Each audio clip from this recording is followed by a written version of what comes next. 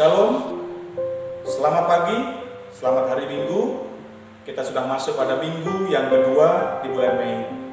Sebuah perjuangan yang berat.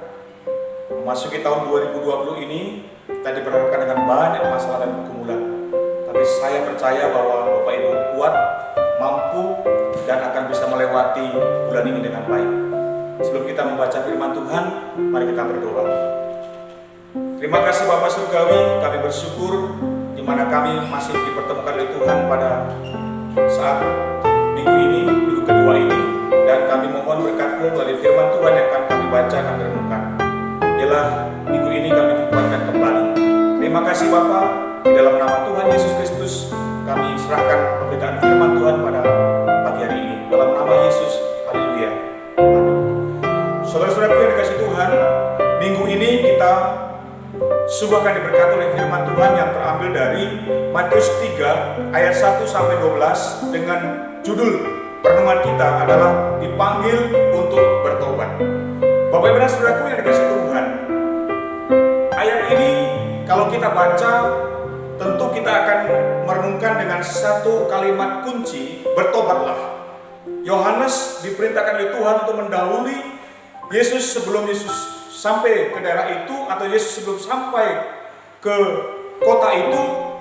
Yohanes diperintahkan untuk bisa menyampaikan kepada semua orang untuk supaya mereka bertobat, supaya mereka mengalami pertobatan, dan tanda pertobatan itu adalah baptisan. Nah, saudara-saudaraku yang dikasihi Tuhan, mari kita renungkan pada minggu ini. Kata kuncinya adalah bertobatlah. Seringkali pertobatan itu dikaitkan dengan hanya hal-hal yang sepele atau hal-hal yang sederhana. Tapi pagi hari ini saya ingin sampaikan bahwa apa itu bertobat, apa itu pertobatan. Saudara-saudara yang dikasihi Tuhan, sebagai ayat yang kita renungkan adalah ayat yang kedua, bertobatlah sebab kerajaan Allah sudah dekat. Jadi hasilkanlah buah yang sesuai dengan pertobatan. Kapak sudah tersedia pada akar pohon, dan setiap pohon yang tidak menghasilkan buah yang baik pasti ditebang dan dibuang ke dalam api.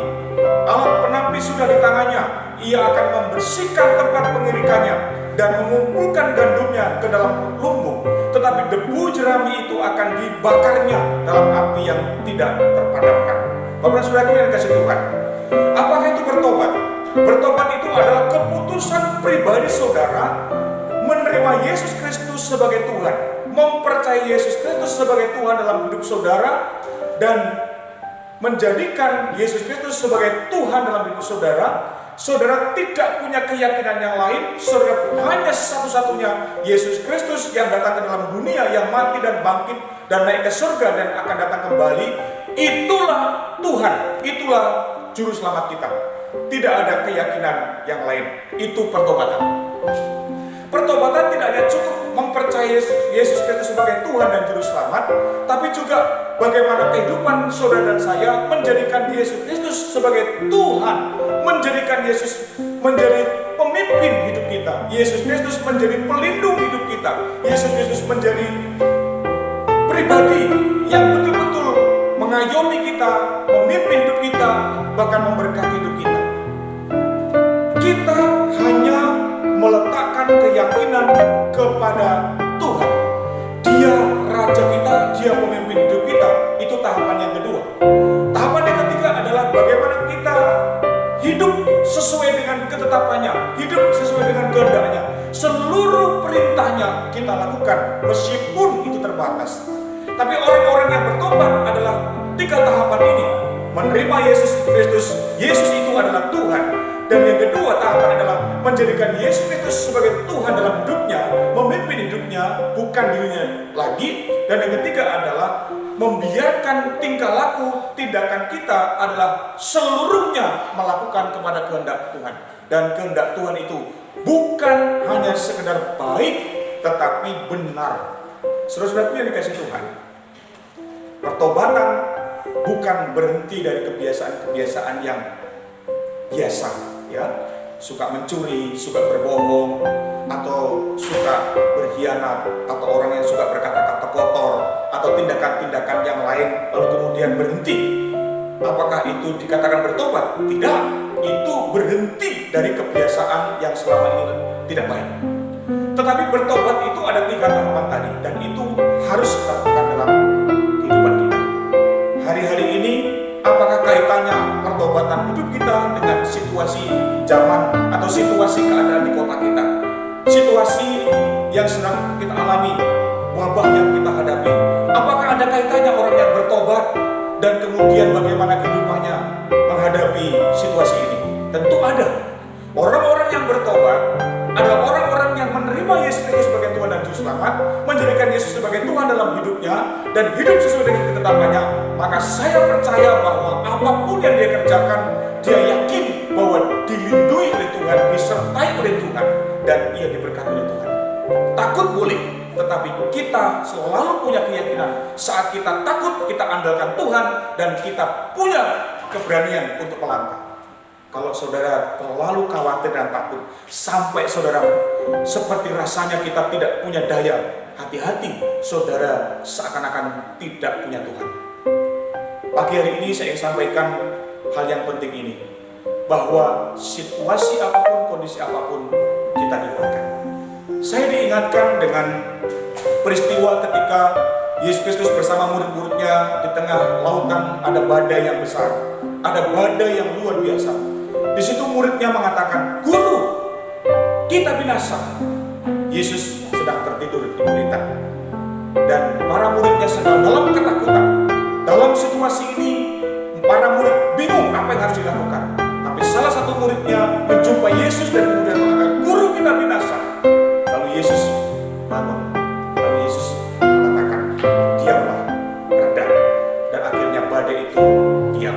Nah, saudara-saudaraku yang dikasihi Tuhan, hari-hari ini kita diperhadapkan dengan seperti itu, ketakutan, kecemasan, dan kekhawatiran. Tapi orang-orang yang bertobat, orang-orang yang memiliki Tuhan Yesus, dia akan selalu berkata, "Berbicaralah kepada wabah ini, berbicaralah kepada persoalanku, berbicaralah kepada kehidupanku, tenangkanlah masalahmu, berikanlah damai dalam hatiku, berikanlah kekuatan dalam hidupku."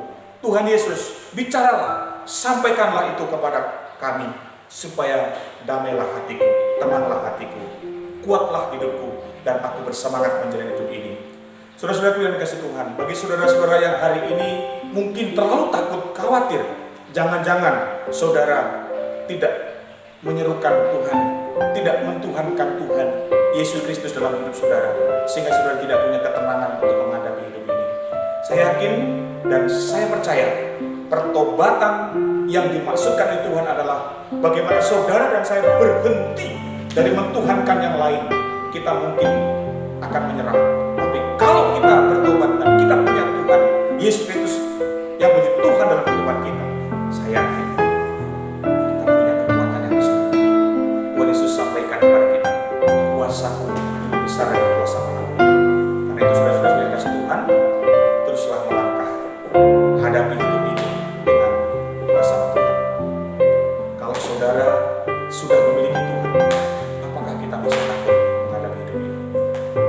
Selamat berjuang, jaga kesehatan, dan teruslah yakin, andalkanlah Tuhan.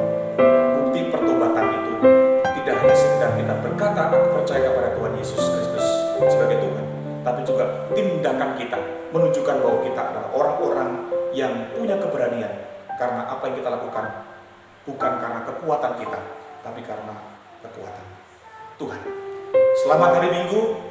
Tuhan Yesus memberkati keluarga Bapak Ibu, anak-anak diberkati, dan suami diberkati. Tenanglah dan yakinilah dan percayalah bahwa Tuhan bersama saudara. Tuhan Yesus melindungi saudara dalam bulan ini, bahkan sampai selama-lamanya. Andalkan Tuhan. Tuhan Yesus memberkati firman. Amin. Mari kita berdoa. Terima kasih Tuhan untuk firman Tuhan yang sudah kami dengar pada pagi hari ini. Dan kiranya firman Tuhan yang sangat singkat dan sederhana ini menguatkan, meneguhkan kami bahwa kami adalah orang-orang yang bertobat. Orang yang bertobat bukan hanya sekedar kami menjadi orang Kristen, bukan beragama Kristen, tapi kami adalah orang-orang yang memiliki tindakan atau kepastian terhadap Tuhan yang kami sembah, yaitu Yesus Kristus adalah Tuhan, dan kami jadikan Dia sebagai Tuhan dalam kehidupan kami, dan hidup kami, tindakan kami adalah sesuai dengan kehendak-Mu. Terima kasih Bapa di surga.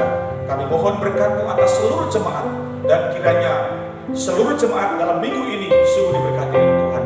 Dan sebagai hamba Tuhan, hamba menyerahkan mereka dalam tangan pengasihan-Mu. Dan kiranya di dalam nama Allah Bapa, Allah Putra, dan Allah Roh Kudus, mereka diberkati hari ini dan sampai selama-lamanya. Haleluya. Amin. Terima kasih. Tuhan Yesus memberkati.